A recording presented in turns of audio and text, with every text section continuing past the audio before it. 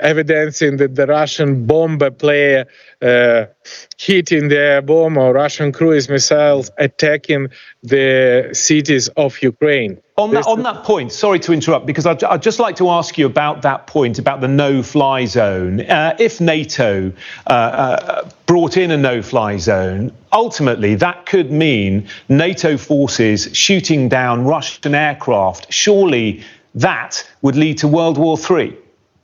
Definitely not, because this is Ukrainian sky, and we have a full power on the based on international law to introduce any regime on the sovereign Ukrainian territory, including our airspace. And with this situation, this is just a prohibition for Russian plane using our airspace in a violation of the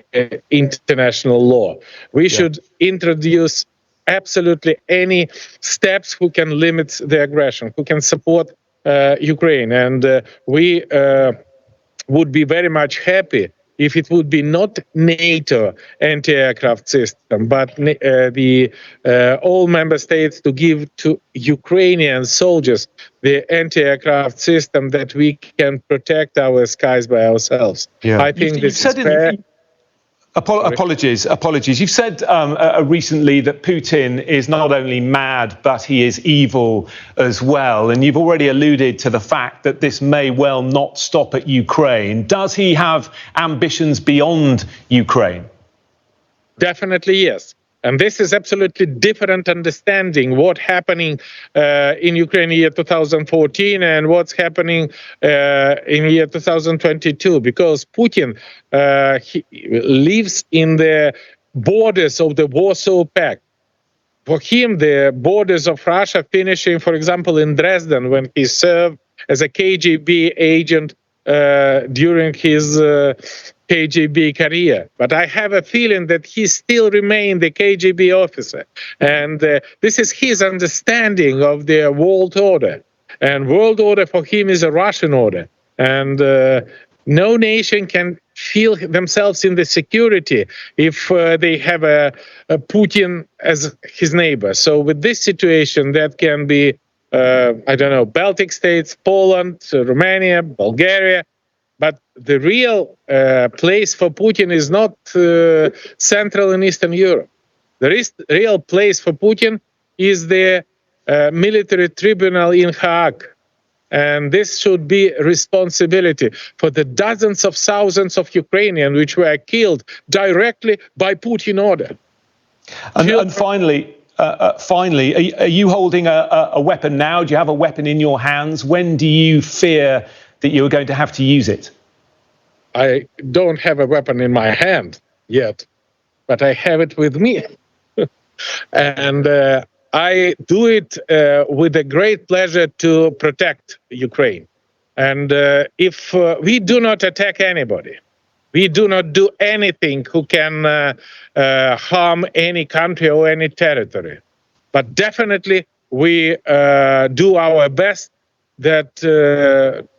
protect our future. Because our future is a future as a member of European Union. Our future is a future as a member of NATO. And definitely we should use any opportunity to protect our people, to protect our soil. I have with me this, by the way, Austrian weapons as Glock. But this is not our main strength. We think that the decisiveness of our soldiers, decisiveness of our armed forces, decisiveness of our soldiers who attack Russian tank, by the way, by the American Javelin, by the British and Swedish Love, and a significant number of the Russian tank who were destroyed during the last 72 hours is because of your assistance. Please increase your assistance. Please, we need the protection armored jacket. We need the helmet. We need the anti-tank. We need anti-aircraft. We just need to increase our defensive capability to stop the crazy aggressor in Europe. How worried are you about bloodshed? How worried are you about those civilians who are right now? We have footage of civilians in Ukraine building Molotov cocktails, getting ready to fight, people with no training or very little training, prepared to do what it takes. This is going to be horrific, isn't it, for the civilian population of Ukraine? No. Look, because we live in this condition for already 8 years. We have a war, not a frozen conflict, but the hot war we have, and the Ukrainian peasant pays an enormous price. We know who is the Russian aggressor. Putin said that in Ukraine the people will meet Russian soldiers with the flowers, and preparing the Molotov cocktail. This is the flowers for Putin, and definitely this is our soil. This is our country. This is our people. And Putin has nothing to do here. Get out from Ukraine, Mr. Putin. We appreciate your time and we wish you the very best, former President of Ukraine, Petro Poroshenko. Thank you so much. Thank you, and please keep Ukraine in focus. Thanks. ในเมื่อว่าให้เข้าใจจังซี่พี่น้องในเมื่อว่าโลกทั้งโลกฮู้แล้วว่าแม่นไผฮู้คานลิงน้อยได้ยินแล้วบ่เขารอให้ปูตินถล่มเขาเลิกก่อนในเมื่อปูตินถล่มเลิกแล้วชาติต่างๆตอบรับคำเรียกร้องของประธานาธิบดีและอดีตประธานาธิบดีของยูเครนแล้ว30ประเทศเห็นใจคนทั้งโลกเห็นใจไผสิเว้าได้ก็ตามไผสิคิดว่าปูตินดีก็แล้วแต่คันปูตินดีนะโลกทั้งโลกเขาต้องเห็นใจแต่โลกทั้งโลกเริ่มเกลียดชังปูตินประชาชนของรัสเซียเองก็เกลียดชังปูตินแล้วหาเรื่องมาใส่คมคูสวีเดน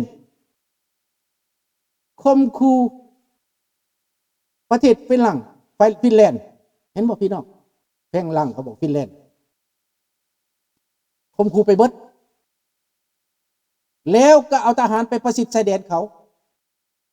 ท้าวปูตินอันพิษอันสำคัญที่สามารถให้นาโต้จัดการได้เนี่ยแม้นท้าวปูตินไปเอาทหารเจ็ดเจนมาอยู่ในสนามรบมาเกี่ยวข้องเป็นเงื่อนไขให้รัฐบาลทั้งโลกนี้สามารถส่งอาวุธส่งทหารเข้าไปช่วยได้นี่พี่น้องเพราะว่าปูตินบ่ไหวเลยจะไปเอาเจ็ดเจนมาเจ็ดเจนรัฐบาลเจ็ดเจนปัจจุบันนี้เป็นรัฐบาลเผด็จการเป็นหุ้นเซิร์ชให้รัสเซียเป็นอีกประเทศหนึ่งแต่รัสเซียไปดึงเอาทหารประเทศนั้นมาหลบอยู่ในยูเครนมันจึงเป็นการให้เงื่อนไขทุกชาติในโลกนี้สามารถส่งทหารเข้าไปช่วยประชาชนยูเครนได้มันเป็นความชอบธรรมให้ประชาชนให้รัฐบาลยูเครนเรียกร้องคนทั้งโลกผู้ใดอยากหลบช่วยยูเครนให้เข้ามากำลังมวนและกำลังมันและเจ้าสิหยุดเทียบมื้อนี้เจ้าหยุดไปโลดแต่เจ้าจะอยู่บ่ได้เพราะว่าเขาสิตีตลบหลังพี่น้องเขาจะตีตลบหลังและเจ้านั้นจะถูกประชาชนยูเครนทิ่มน้ำมันใส่หัวเผาเจ้ามันสิฮอดอิสเวรีฮอดพี่น้องเห็นบ่แม่นบ่ลิงน้อย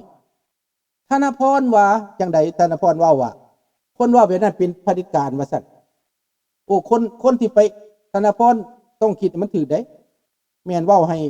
รัฐบาลเผด็จการบ่หรือว่าได๋เพราะว่าผู้ที่ถูกหุกหานนั่นจะเป็นคนสอบธรรมได้ผู้ที่ไปหุกหานนั่นแม่นบ่สอบธรรมสิเอาเรื่องได้มากกับบ่สอบธรรมเจ้าบ่มักเจ้าบ่ถูกใจ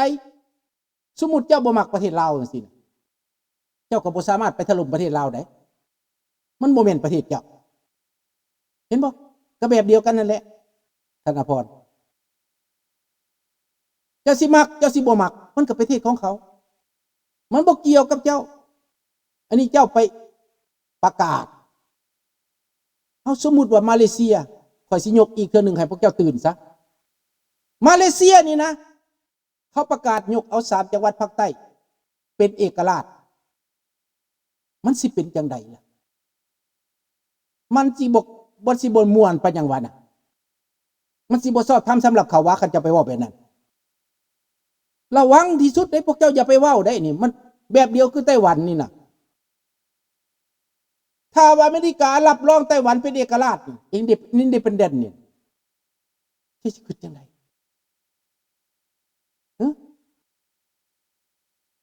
แล้วสหประชาชาติรับรองเอาไต้หวันเป็นเอกราชเดี๋ยวนี้ยูเครนมันเป็นประเทศเอกราชจะเป็นลูกหลานโลกสามารถยืนมือเข้าไปช่วยได้แต่เป็นหยังเขาบ่ซอยทำอิฐเขาห้องมาหยังก็ให้รัสเซียเกือกซะก่อนเกือกเลือดตัวเองซะก่อนพี่น้องเว้ามันจะคุณแฮงหน่อยนึงเด้อเกือกเลือดตัวเองเกือกขี้ตมอิดเมื่อยเหนื่อยคายซะก่อนวงหน้าพะเวหลังแล้วทหารเข้าไป 200,000 คนอยู่นั้นสิลำเลียงอาหารไปนี่ก็ยากแล้วเพราะว่าเขามีเจาเวลินอยู่ในมือประชาชนทุกคนถ้าเจาเวลินตกในมือเขานะตามถนนนั้นจะเป็นซากปลักหักพังของรถรัสเซียบ่มีคันใดจะต่อต้านได้เห็นบ่มันสิมวนที่หลังเลยเขาห้องว่ามันสิต้นบาลาบักแตงสร้างหน่วยปลายได้พี่น้องคำเว้าโบราณน่ะมันสิมวนที่หลังแม่นบ่ลิงน้อยนี่ท่านธนพรต้องเข้าใจที่ลุงเว้านั่นว่าให้เจ้าเปรียบเทียบง่ายๆว่าถ้าว่าประเทศมาเลเซียเขาเป็นบ้าขึ้นมาเขาประกาศว่ารับรองหั่นน่ะแล้วมันสิเป็นจังไดล่ะเจ้าต้องคิดใจเพิ่นใจตัวในแม่อันนั้นบ่แม่นนายพลได้ผู้เว้าเมื่อกี้เนี่ยเล็กน้อยผู้เว้าเมื่อกี้นี้แม่นฝ่ายค้านของประธานาธิบดีปัจจุบันนี้ฝ่ายค้านเด้เนี่ยฝ่ายค้านก็ยังมารวมมือบ่ยอมหนีธรรมดาฝ่ายค้านนี่เขาเสืออยู่ก็ได้เห็นบ่แต่ฝ่ายค้านก็รวมมือกับรัฐบาลเพื่อลบกับผู้หุกหานเป็นฝ่ายค้านเป็นอดีตประธานาธิบดีคนก่อนลิงน้อยบ่แม่นนายพลได้เราบ่ได้แม่นนายพลไดเห็นบ่เราบ่แม่นนายพลไดเราเป็นพลเรือนจะฮู้จักว่าแม่นไผเราเป็นพ่อค้านมเนยเราเป็นเศรษฐีเป็นมหาเศรษฐีนมเนยขายนมเนยไปทั่วสหรัฐอเมริกาและแคนาดาเป็นพ่อค้าเนยชีส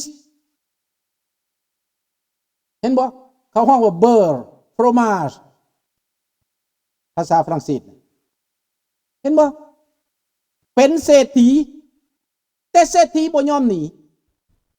เศรษฐียอมสู้สุดยอดบ่ธรรมดาเศรษฐีนี่มันบ่อยู่ได้มันไปแล้วได้ยนต์มันก็มีเรามียนต์ประจำตัวแล้วแน่น่ะเราอยากไปแล้วก็ไปได้แต่เราบ่ไปเราเลือกทางอยู่กับประชาชน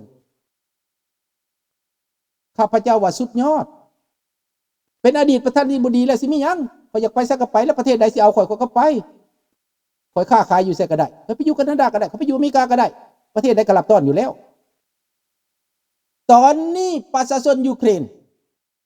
ย่างวิดชายแดนเขารับเป็นอพยพทันทีโลกรับเป็นอพยพทันทีได้บ่ต้องวีซ่าบ่ต้องหยังยากรอถ้าผ่านชายแดนไปแล้วเป็นอพยพได้และไปอยู่ประเทศใดก็ได้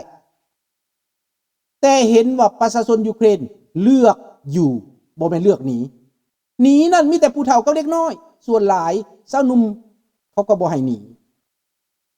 เขาประกาศแล้วว่าสาวหนุ่มบ่ได้ไป18 ปีแล้วบ่ได้ไปและพวกรับเป็นอพยพเขาก็บ่รับผู้ไปได้ทมิตอันจะไปรอดอยู่เห็นมั้ยพี่น้องนี่คือความจริงเมื่อกี้นี่ข้าพเจ้าสาย